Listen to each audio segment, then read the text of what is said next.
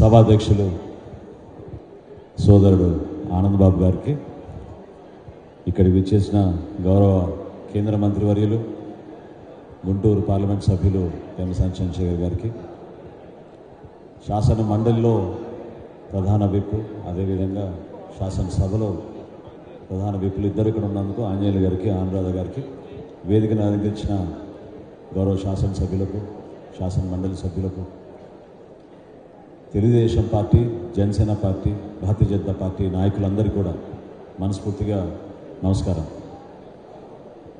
ఆలపాటి రాజా గారిని పట్టభద్రుల స్థానం నుంచి పోటీ చేయడం తెలుగుదేశం పార్టీ తీసుకున్న నిర్ణయానికి మనందరం కూడా కూటమిలో భాగంగా మనస్ఫూర్తిగా బలపరచాల్సిన అవసరం ప్రతి ఒక్కరిలోనూ ఉండాలి. ఎందుకంటే రాష్ట్రం ఏ విధంగా గత 5 సంవత్సరాలు నష్టపోయిందో, ఎందుకు ప్రతిపక్ష ఓటు చిల్లనివ్వకూడదో పదే గత 3 సంవత్సరాల నుంచి జనసేన పార్టీ అధ్యక్షులు పవన్ కళ్యాణ్ గారు ఒకే ఆలోచనతో ముందుకు వస్తూ ఉన్నాం.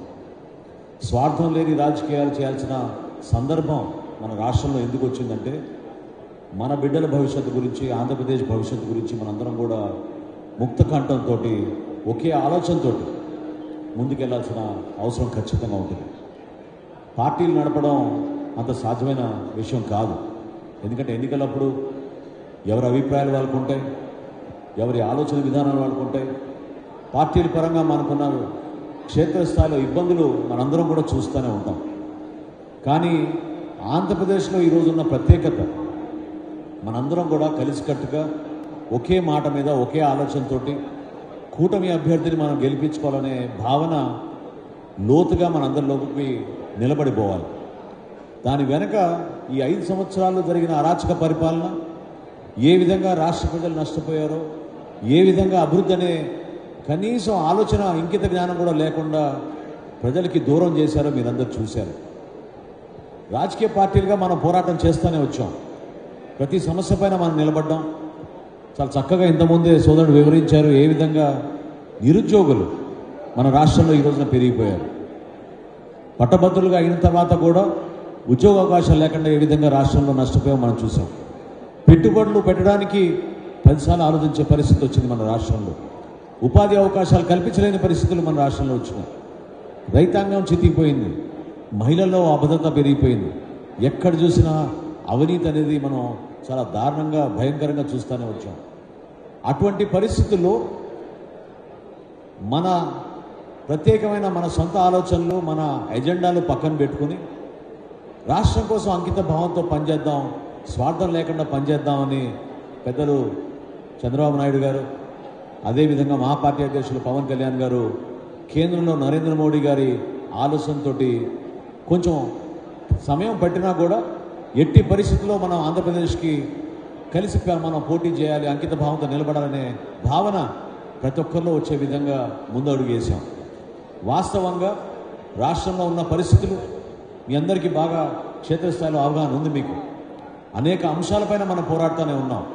ఎందుకంటే వ్యవస్థనే పూర్తిగా వీళ్ళు నాశనం చేసి వాళ్ళ స్వార్థం కోసం ఉపయోగించుకున్నారు తప్ప ప్రజల కోసమో, ప్రాంతం కోసమో, జిల్లా కోసమో, రాష్ట్రం కోసమో ఈ వ్యవస్థను మాత్రం ఈ 5 సంవత్సరాల నుంచి ఉపయోగించలేదు. ప్రజలు కూడా దాన్ని గమనించి ఎప్పుడు లేని విధంగా 93% స్ట్రైక్ రేట్ తోటి మనం గెలిపించారు. శాసనసభలో ఏ విధంగా మెజార్టీ ఇచ్చారంటే, పార్లమెంట్ స్థానంలో రావాల్సిన మెజార్టీని శాసనసభలో కూటమిలో ఉన్న అభ్యర్థులందరినీ కూడా గెలిపించారు. అటువంటి ఆలోచనతోటి ప్రజలు మనకి బలపరిచి ఆశీర్వదించినప్పుడు మన అందరం కూడా ఒకే ఆలోచనతో ముందుకెళ్ళారు. ఎందుకంటే ఎన్నికలప్పుడు ఏ విధంగా కలిసి పనిచేశామో ఈరోజు ప్రభుత్వంలో ఉన్నాక మన బాధ్యత పెరిగింది. వేదిక పైన ఉన్న నాయకులందరికీ కూడా ఈరోజు పదవి వచ్చినంత మాత్రాన మాకు బాధ్యత లేదనే భావన ఎవరు కూడా ఉంచుకోకూడదు.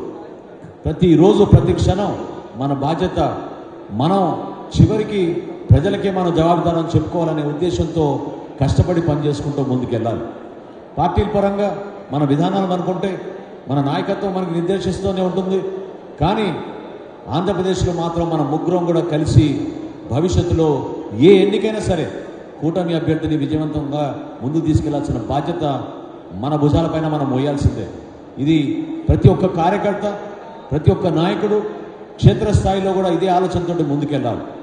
తెనాల్లో ప్రత్యేకంగా ఆలపాటి రాజా గారు ఏ విధంగా నా ఎన్నికలప్పుడు మన సార్వత్రిక ఎన్నికల్లో నిలబడ్డారో, పార్టీ పరంగా తెలుగుదేశం పార్టీ నుంచి ప్రతి ఒక్కరిని సమన్వయపరుచుకుంటూ Telugu Desam party, Janasena party, Bharatiya Janata party కూటమి అభ్యర్థిగా నా విజయం కోసం ఏ విధంగా ఆయన కృషి చేశారో అదేవిధంగా ఈ ఎన్నికల్లో, రాబోయే ఎన్నికల్లో, గ్రాడ్యుయేట్ ఎలక్షన్లో ప్రతి ఒక్కరూ ఎవరైతే ఓటర్లుగా నమోదు చేసుకున్నారో, ఎవరైతే క్షేత్రస్థాయిలో మీరు కొంతమందిని మోటివేట్ చేయగలుగుతారో, ఎవరైతే మీరు కొంతమంది ఇన్ఫ్లుయెన్స్ చేసి మీరు దయచేసి పొరపాటు చేయొద్దు, ప్రభుత్వంలో కంటిన్యూటీ ఉండాలి, ప్రతి ఎన్నికల్లో కూటమి అభ్యర్థి గెలిచినప్పుడే మనం మన ప్రభుత్వాన్ని నిలబెట్టుకునే విధంగా ముందుకెళ్తామనే భావన కల్పించాల్సిన అవసరం మీ అందరిలోనూ ఉండాలని ఈ సందర్భంగా తెలుపుకుంటూ ఈ ఆత్మీయ సమావేశం ఏర్పాటు చేశారు.